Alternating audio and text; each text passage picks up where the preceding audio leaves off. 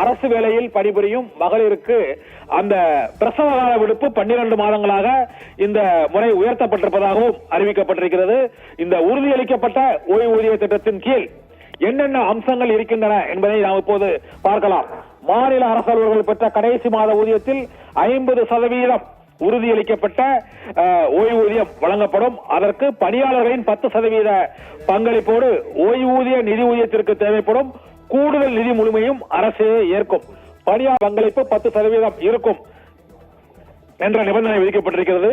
இதே போல 50% உறுதியளிக்கப்பட்ட ஓய்வூதியம் பெறும் ஓய்வூதியதாரர்களுக்கு ஆண்டுதோறும் 6 மாதத்திற்கு ஒரு முறை அரசு அலுவலர்களுக்கு வழங்கப்படுவதற்கு இணையான அகவிலைப்படி அந்த ஓய்வூதியத்திலும் அவர்களுக்கு ஊதிய உயர்வு இருக்கும். அரசு ஊழியர்களுக்கு அந்த அகவிலைப்படி உயர்வுக்கு இணையாக அரசு ஊழியர்களுக்கு 6 மாதத்திற்கு ஒரு முறை 50% உறுதியளிக்கப்பட்ட ஓய்வூதியம் பெறும் ஓய்வூதியதாரர்கள் அனைவருக்கும் ஊதிய உயர்வும் அளிக்கப்படும் எனவும் அறிவிக்கப்பட்டுள்ளது.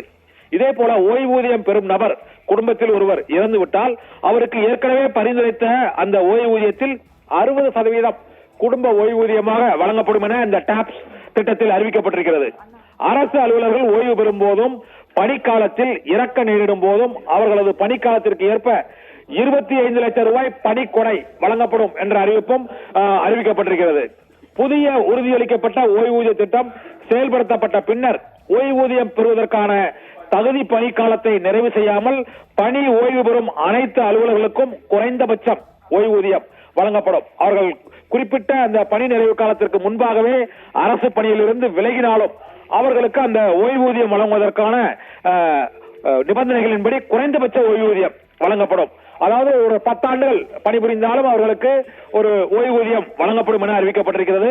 பங்களிப்புடன் கூடிய ஓய்வூதிய திட்டம் கான்ட்ரிபியூட்டரி பென்ஷன் ஸ்கீம் அந்த திட்டத்தின் கீழ் பணியில் சேர்ந்து புதிய தமிழ்நாடு உறுதியளிக்கப்பட்ட ஓய்வூதியம் செயல்படுத்துவதற்கு முன்னர் இடைப்பட்ட காலத்தில் ஓய்வூதியமின்றி பணி ஓய்வு பெற்றவர்களுக்கு சிறப்பு கருணை ஓய்வூதியம் வழங்கப்படும் என்ற அறிவிப்பும் வெளியிடப்பட்டிருக்கிறது. இதனால் அரசு ஊழியர்களின் அனைத்து பிரிவினருக்குமே இந்த சிறப்பு உறுதியளிக்கப்பட்ட ஓய்வூதியத்தை முதலமைச்சர் மு க ஸ்டாலின் அறிவித்திருக்கிறார். இதில் அரசு ஊழியர்களின் பெரும்பாலான கோரிக்கைகள் இதில் ஏற்கப்பட்டிருப்பதாகவே தெரிகிறது. இருந்த போதிலும் இது குறித்த கருத்துக்களை அரசு ஊழியர் சங்கங்களான ஜாக்டோ ஜியோ மற்றும் போட்டா ஜியோ ஆகிய அமைப்புகள் இன்னும் சற்று நேரத்தில் இது தொடர்பான கருத்துக்களை வரவேற்பு அல்லது எதிர்ப்புகளை அறிவிக்கும். அதைத் தொடர்ந்து இந்த டாப்ஸ் திட்டத்தில் உள்ள முக்கிய அம்சங்கள் என்னென்ன என்று பார்த்தால், இந்த டாப்ஸ் திட்டத்தை அறிமுகப்படுத்தும் போது ஏற்கனவே பணியில் சேர்ந்தப்பட்டு அந்த புதிய ஓய்வூதிய திட்டம் செயல்படுத்தப்பட்ட காலத்திற்கு முன்னர் ஓய்வூதியமே இல்லாமல் ஒருவர் பணி ஓய்வு பெற்றிருந்தால் அவர்களையும் இதில் இணைப்பதற்கு சிறப்பு கருணை திட்டம் செயல்படுத்தப்படும் என்ற ஒரு சலுகை அறிவிப்பும் இதில் இருக்கிறது. புதிய உறுதிமொழி ஓய்வூதிய திட்டத்தின் கீழ் ஒரு 6 முக்கியமான அம்சங்கள் இந்த ஓய்வூதிய திட்டத்தில் அறிவிக்கப்பட்டிருக்கிறது. அந்த அறிவிப்பின்படி கடைசி மாதம் பெற்ற ஊதியத்தில் 50% ஓய்வூதியமாக அரசு ஊழியர்களுக்கு வழங்கப்படும் என்ற அறிவிப்பு வெளியாகி இருக்கிறது. இரண்டாவது மிக முக்கியமாக 50% இந்த உறுதியளிக்கப்பட்ட ஓய்வூதியதாரர்களுக்கு 6 மாதத்திற்கு ஒரு முறை அகவிலைப்படி உயர்வுக்கேற்ப ஊதிய உயர்வு அளிக்கப்படும். மூன்றாவது, ஓய்வூதியதாரர் இறந்துவிட்டால் அவரது குடும்பத்தினருக்கு 60% குடும்ப ஓய்வூதியம் வழங்கப்படும். நான்காவதாக, அரசு ஊழியர் ஓய்வு பெறும்போது பணிக்காலத்தில் இறக்க நேரிட்டால் அதாவது பணிக்காலத்திற்கு ஏற்ப 25 லட்சம் ரூபாய்க்கு மிகாமல் பணிக்கொடை வழங்கப்படும். புதிய உறுதியளிக்கப்பட்ட ஓய்வூதிய திட்டம் செயல்படுத்தப்பட்ட பின்னர் ஓய்வூதியம் பெறுவதற்கான அந்த தகுதி பணிக்காலத்தை நிறைவு செய்யாத காலகட்டத்தில் பணி ஓய்வு பெறும் அனைத்து ஊழியர்களுக்குமே குறைந்தபட்ச ஓய்வூதியம் வழங்கப்படும் என அறிவிக்கப்பட்டிருக்கிறது.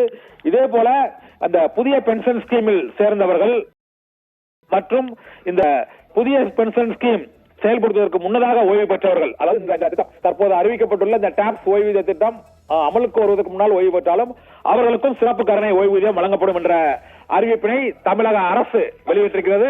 முதலமைச்சர் ஓய்வூதியம் அறிவிப்பு தொடர்பான மிக முக்கியமான அறிவிப்பை இன்று வெளியிட்டிருக்கிறார். அதில் குடும்ப ஓய்வூதியமாக அந்த ஓய்வூதியம் பெறும் நபர் இறந்தால் அந்த குடும்பத்தினருக்கு 60% வழங்கப்படும் என்ற உறுதிமொழி அமல்படுத்தப்பட்டிருக்கிறது. இதனால் ஏற்கனவே இருந்த அந்த பழைய ஓய்வூதிய திட்டத்தின் பெரும்பாலான அம்சங்கள் இந்த தமிழ்நாடு அஷ்யூர்டு பென்ஷன் ஸ்கீம் என்று அழைக்கக்கூடிய டாப்ஸ் ஓய்வூதிய திட்டத்தின் கீழ் செயல்படுத்தின அரசு ஆணை பிறப்பித்திருக்கிறது.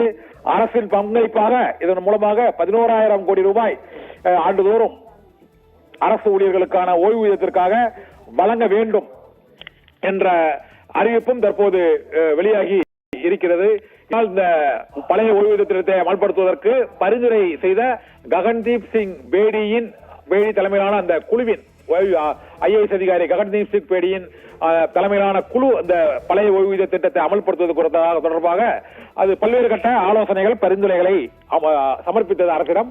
இதை பல்வேறு பலகட்ட பேச்சுவார்த்தைகள் மற்றும் ஆலோசனைக்கு பின்னர் இன்று இந்த அறிவிப்பு வெளியிடப்படும் என்று நேற்றே அந்த ஜாக்டோஜியோ மற்றும் போட்டாஜியோ நிர்வாகிகளிடம் தெரிவிக்கப்பட்டது. அதற்கேற்ப இப்போது பழைய ஓய்வூதிய திட்டம் தொடர்பான அந்த 20 ஆண்டு கால கோரிக்கை நிறைவேற்றப்படும் வகையில் இந்த அரசின் புதிய அந்த உறுதியளிக்கப்பட்ட ஓய்வூதிய திட்ட அறிவிப்புகள் வெளியாகி இருக்கின்றன.